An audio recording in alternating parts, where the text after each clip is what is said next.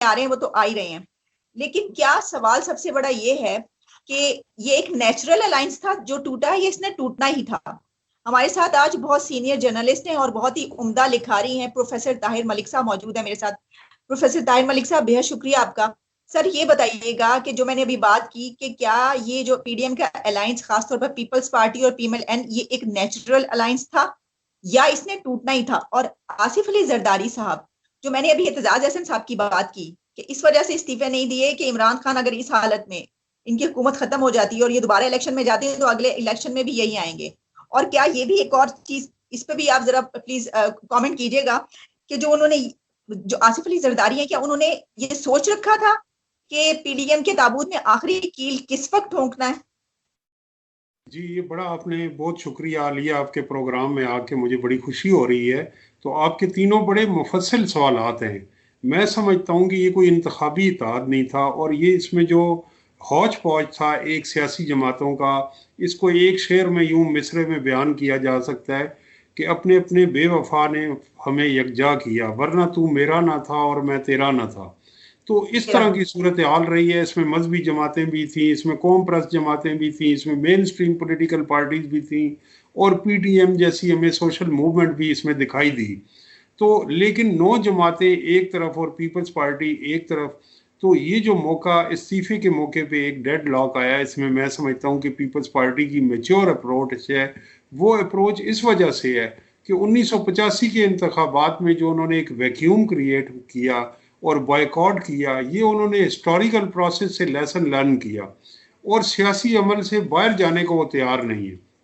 General Musharraf ने जब इंतखाबात कराए उसमें वो शरीक हुए, और फिर जब मियाँ नवाज शरीफ साहब 2008 में उन्होंने इमरान खान के हमरा ये प्रेस कॉन्फ्रेंस की कि बायकॉट किया जाए, तो उस पर उन्हें कन्विंस किया जरदारी साहब ने कि आप इंतखाबात में हिस्सा लें, और फिर पंजाब में नून लीग की हुकूमत बनी, और काजी हुसैन अहमद और मजहबी जमातों ने बायकॉट किया। इसी तरह जब इमरान खान साहब धरना दे रहे थे डी चौक में, तो खुर्शीद शाह साहब ने और पीपल्स पार्टी ने मुख्तलिफ मौक़िफ़ लिया कि आप पार्लियामेंट के अंदर आके पार्लियामेंट को मजबूत करें और सिस्टम के अगेंस्ट ना जाएं। अब भी उनकी ये बात है।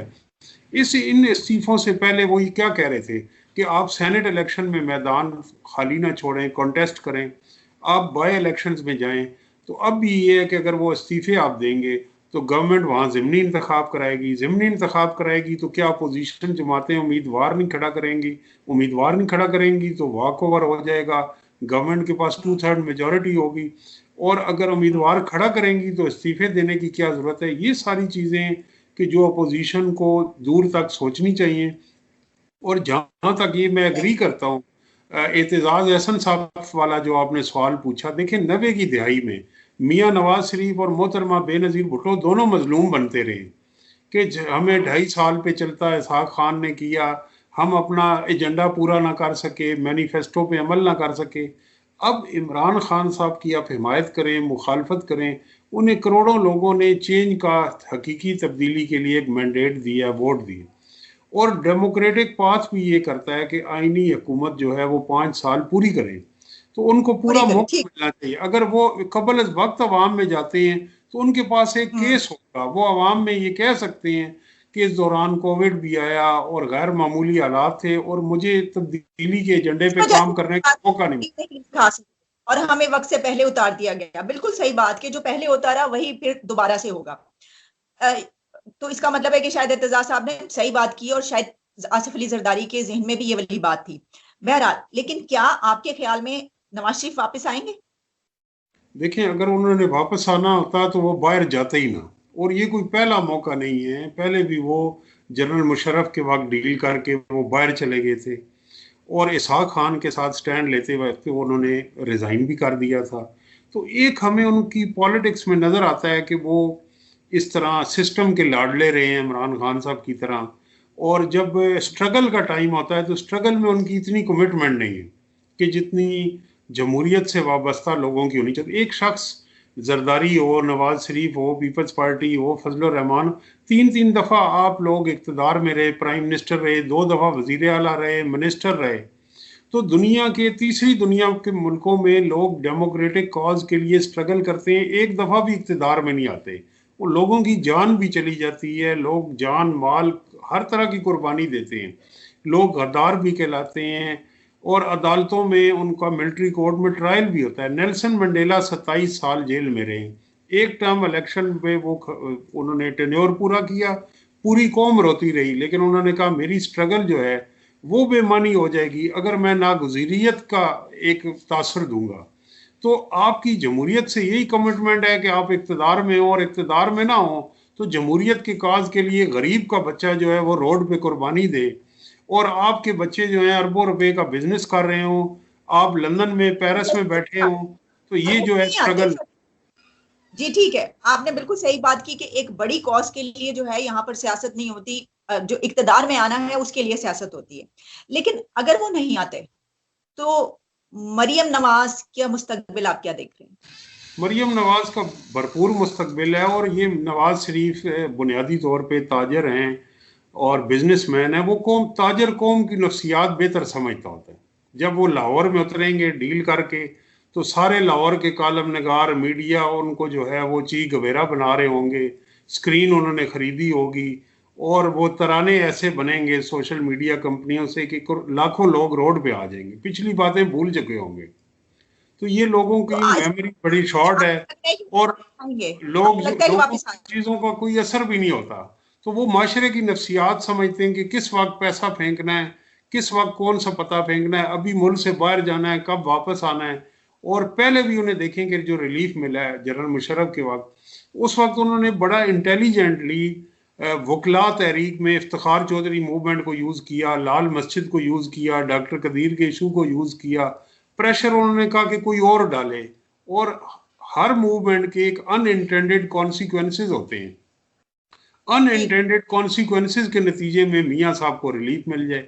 अब भी वो ये चाहते हैं कि मौलाना फजलुर रहमान और दूसरे जो हैं वो आए, हालांकि उनकी अपनी फैमिली, आप देखें कि मोहतरमा मरियम नवाज शरीफ साहिबा जब नैब बुलाया तो वो लाहौर में उन्होंने वर्कर्स को कॉल दी।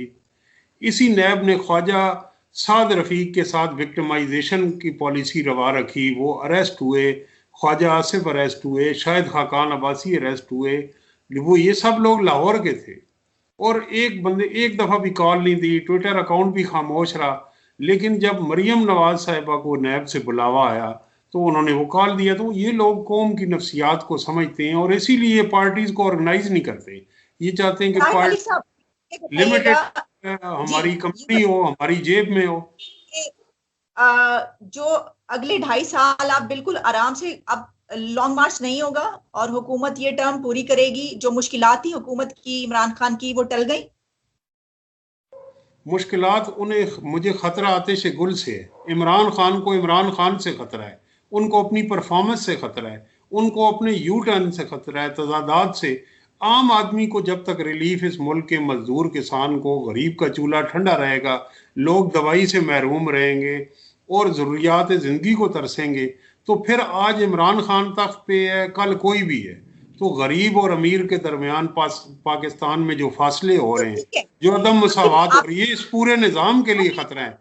अगर इंडिया में एक स्ट्रॉन्ग मूवमेंट किसानों की चल सकती है, तो 22 करोड़ के मुल्क में 10 लाख लोग बाहर आ गए, तो वो दिन पाकिस्तान की रियासत के लिए भी बड़ा खतरनाक होगा। कल वो घरों का जो है वो इफ्तिताह कर रहे हैं। आपका कहना ये है कि अगर वो लोगों के जो बड़े मसाइल हैं, उनको महंगाई और दूसरे मसाइल, अगर उनसे उनको निकाल लेते हैं तो वो कामयाब है। लेकिन मेरा सवाल ये था कि अब ये जो हुआ कल के रोज पीडीएम, तो आपको लग रहा है कि अब आगे कोई एजिटेशन देखने को नहीं मिलेगी और ऑपोजिशन को नाकामी हुई और हुकूमत अपनी मुद्दत पूरी करेगी? बस ये बताइएगा, हम इसके बाद जो है हम वाइंड अप करेंगे। बिल्कुल, हुकूमत अपनी मुद्दत पूरी करेगी, और सियासत डे टू डे चैलेंजेस का नाम है। आगे बजट भी आना है, और आपकी कैपेसिटी ये है स्टेट की कि 2000 बंदा अगर सरकारी मुलाजमीन क्लर्क डी चौक में बैठ जाएं, फैजाबाद में कोई मजहबी जनूनी बैठ जाएं, तो हमारी स्टेट उसको डील नहीं कर सकती। कोई भी हुकूमत हो, 2-4 हज़ार लोगों को हम उनसे नहीं कर सकते। तो वल्नरेबिलिटीज हैं। आम आदमी की हालत इज़ार बदलने के लिए हमें इकदामात उठाने होंगे, ना उठाए तो ये सारा निज़ाम खतरे में। बिल्कुल ठीक, बहुत शुक्रिया प्रोफेसर ताहिर मलिक साहब, आपकी आमद का मेरे प्रोग्राम में। नाजरीन, अभी तो इसी टॉपिक पर हमने बात की, फिर जो नेक्स्ट टॉपिक है उस पे हम दोबारा बात करेंगे। इजाजत दीजिए।